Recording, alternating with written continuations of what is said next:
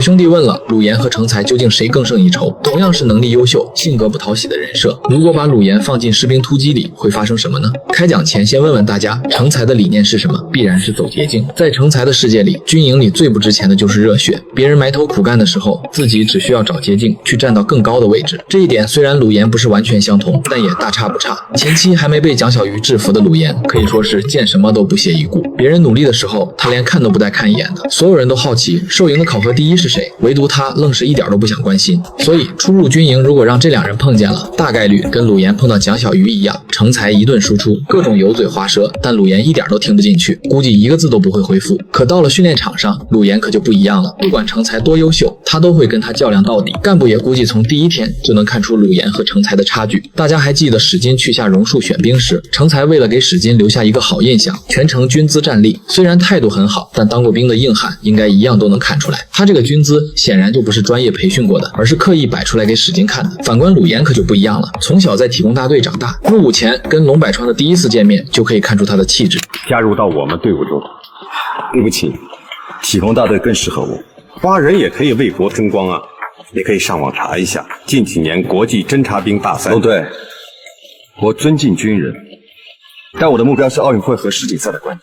俗话说，骨子里的差距是掩盖不掉的。成才和许三多的差距刚到军营就显现出来，同样的，鲁延和成才的差距可能在一次队列中就能看出来。而且我推测，仅仅只是我推测，鲁延在场的话，成才大概率就当不上新兵班长了。当然，如果真是这样的话，好强的成才一定会不服，即便鲁延再优秀，再不搭理他，成才都不会把他放在眼里。成才从刚进到部队时就笃定自己就是钢七连最亮眼的那个人，而鲁延的清高会被他当作是初入军营的紧张，再加上自己的老乡许三多跟史进关系很好，许三多还受自己指示，成才可以说心里想的都是在新兵里能只手遮天了。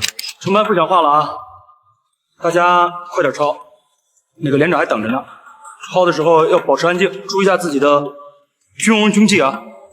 你就看他的这个姿态，再细品他说的没用的话，显然就是太把自己当回事了。而一向不爱说话，板着一脸严肃的鲁延，他只会当成是新兵里身体素质比较好的一个人，并不会对他产生威胁。可直到一次武装越野的到来，成才会彻底重视起来鲁延这个人物。士兵突击的老粉都知道，最初的武装越野，成才一直都是连队第一，他早已习惯冲在最前面，享受身后所有人的追赶。而鲁延是什么人物？敢跟兽营战神项羽比障碍训练的人，不说他能领先成才了，但也一定能紧跟着成才。就算成才由于好胜心导致上头最后时刻冲刺，但就凭鲁延的实力，都很有可能在最后冲刺阶段才超越成才。而最让他不可思议的是，自己拼尽全力的考核，对鲁延来说就像是日常训练，大气都不带喘的。换言之，你可以理解为后期561意识到比不过许三多的时候，跟他硬刚的场面。我输了，我告诉你，徐哥，七连没有认输的兵长，再比一次。许三多一点不累，561却是累得快晕厥了。成才跟鲁延的比赛可以说就是这种场面。自此之后，成才也会彻底有了危机感，他会因为鲁延不那么快的想着脱离钢七连，因为这里有比他强的人。说到这里，相信很多人都会疑惑，钢七连一个尖刀连队，为什么成才还敢做好承受所有人的唾弃，当众跟高成说要离开钢七连？营长，我要去别的连队，我要离开钢七连，背着你们干。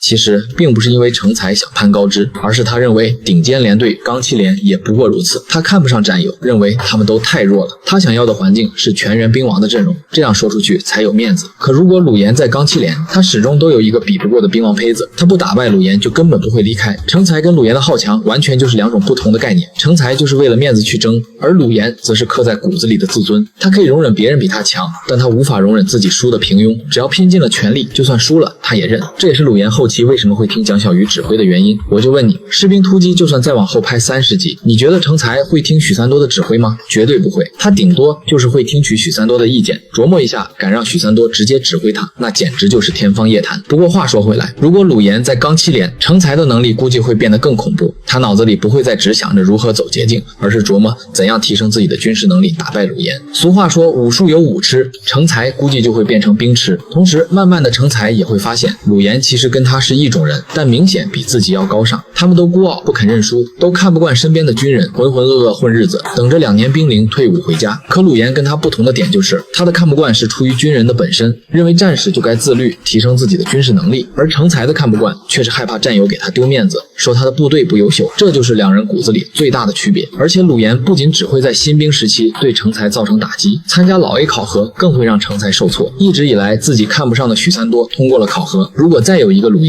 自己心里一直以来最大的死对头也通过考核，那成才估计直接就离崩溃不远了。我就这么说吧，鲁岩在士兵突击里人设的走向跟561会高度重合，他能被蒋小鱼感染，就更能被许三多感染。老 A 考核时有队友负伤，成才提出要淘汰他，救他的性命，鲁岩当然也会认同。可许三多的几句话同样也能让鲁岩清醒，就像蒋小鱼劝他一样。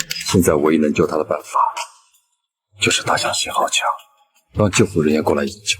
不行，秃子是咱们的兄弟，不能丢下他。